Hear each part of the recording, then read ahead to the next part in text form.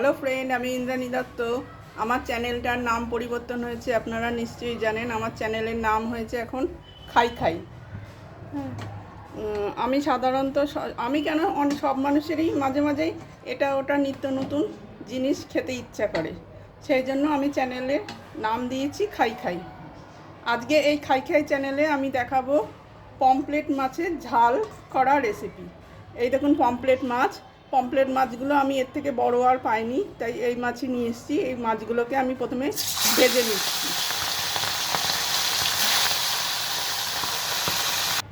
মাছগুলো আমি ভালো করে ভেজে নিয়েছি। এবার ফোড়ন হিসাবে আমি দেব প্রথমে কালো জিরে,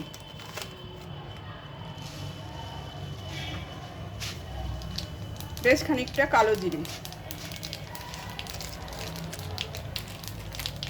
তারপরে দেব শুকনো লঙ্কা,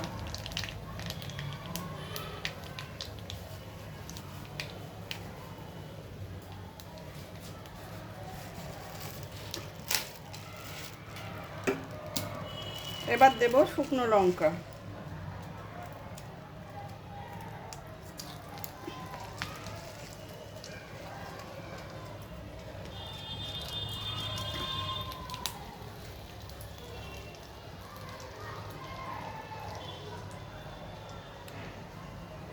এবার দেব এই দেখুন থেতো করা রসুন। রসুনটা কিন্তু আমি মিক্সিতে দেইনি, থেতো করে নিয়েছি শিলে।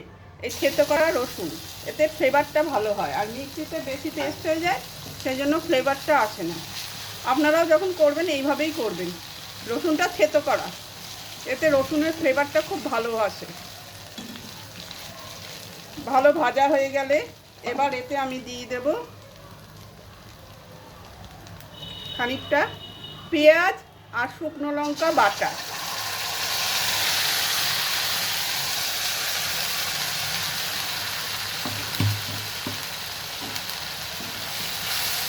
খুব ভালো করে আমি মশলাটা কষিয়ে নেব।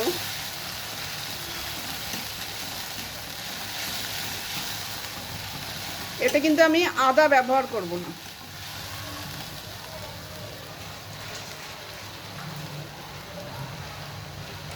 এবার দিয়ে দেব হলুদ গুঁড়ো,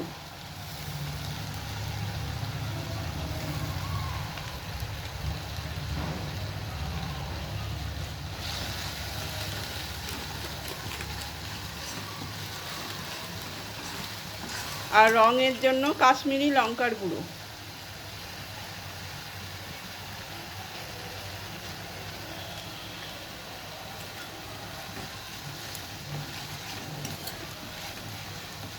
এবার দিয়ে দেবো সামান্য একটু জল।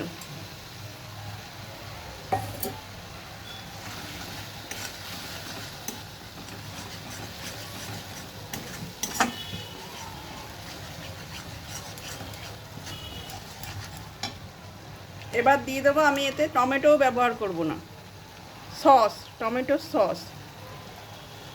এটাতে টেস্টটা একটু অন্যরকম হয়।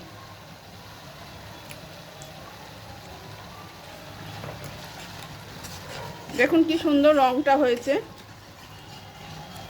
ভালো করে সমস্ত মশলা কষিয়ে নিচ্ছি। মশলা খুব ভালো কষে গেছে। এবার দিয়ে দেবো নুন, আন্দাজ মতন নুন।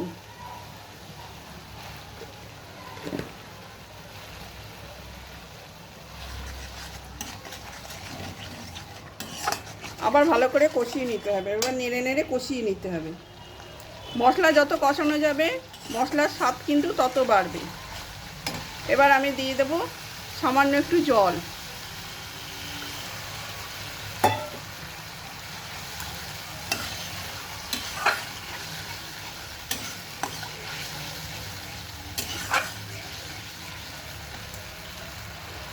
মশলা কষানো হয়ে গেছে, এবার আমি মাছগুলো দিয়ে দিচ্ছি।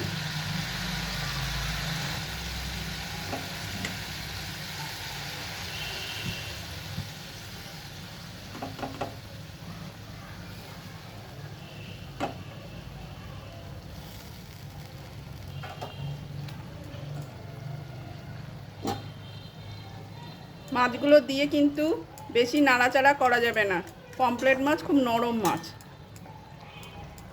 এইভাবে একটু ডুবিয়ে ডুবিয়ে দিতে হবে, কিন্তু খুব বেশি নাড়াচাড়া করা যাবে না। মাছগুলো দিয়ে একটু ফুটতে থাকুক। দিচ্ছি সামান্য একটু চিনি, যাতে ব্যালেন্সটা ঠিক থাকে।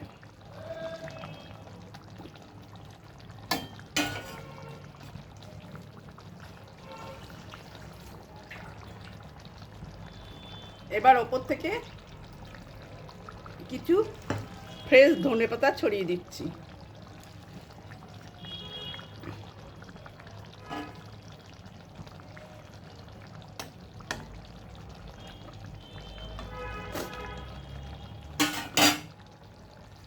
এইভাবেই রেডি হয়ে গেল আমার পমফ্রেট মাছের ঝাল।